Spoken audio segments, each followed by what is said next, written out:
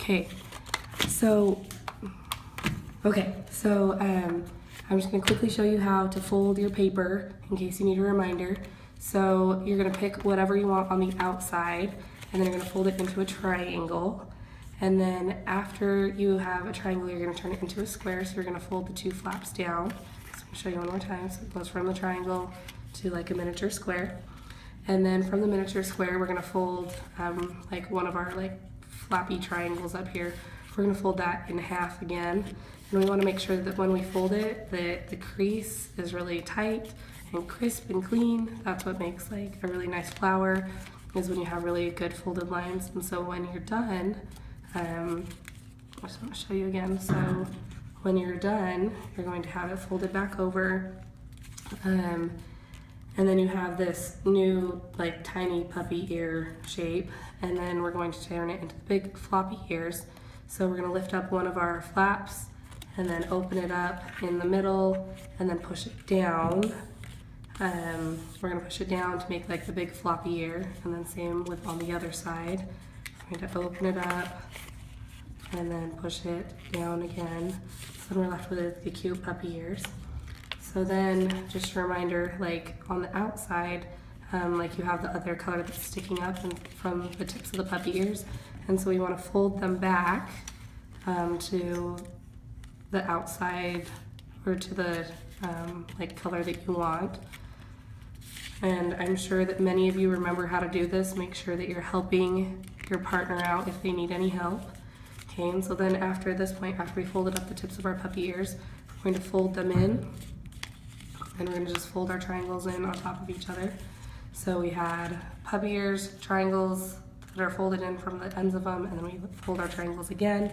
So then we're left with a square. And then from this square, we are ready to glue it. And so yesterday, some of you saw me glue it, some of you not so much.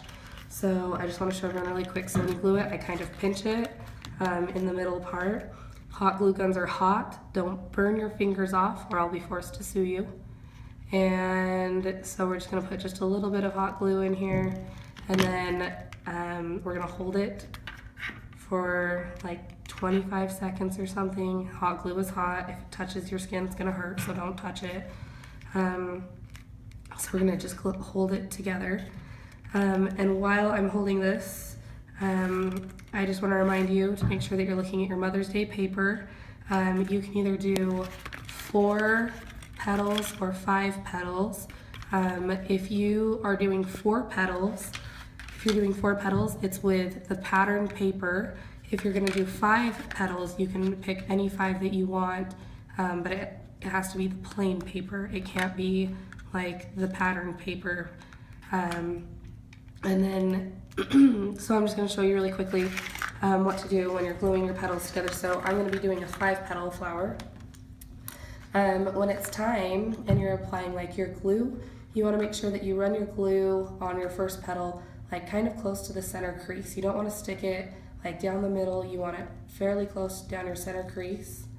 And then we're going to take our second petal and then kind of just touch it and hold them together for just a few seconds. And then we're ready for our third petal. Same thing, really close to the center crease. If you add glue too far back, you're not going to be able to move your petals correctly. So whether you're doing 3 petals or whether you're doing 4 petals or 5, after you have 3 petals glued together, you're going to add lots of hot glue to the center. And then we're going to take our stick and put our stick in the center, and I kind of roll it around so that it's covered in glue. And then you want to make sure that it's not sticking up clear past your flower. You want it to be at about like the same height. And so then at this point, if you're adding 4, you would add hot glue to both sides of the petals and then add your very last petal. But in this case, so this is what it would look like with 4, but in this case I'm doing a 5-petal flower, so I'm going to have to kind of push it back a little bit. And whenever you add your last petal, whether it's 4 or 5, you're going to add glue to both sides, and then make sure there's enough glue there in the center, and then we're going to push our last petal on.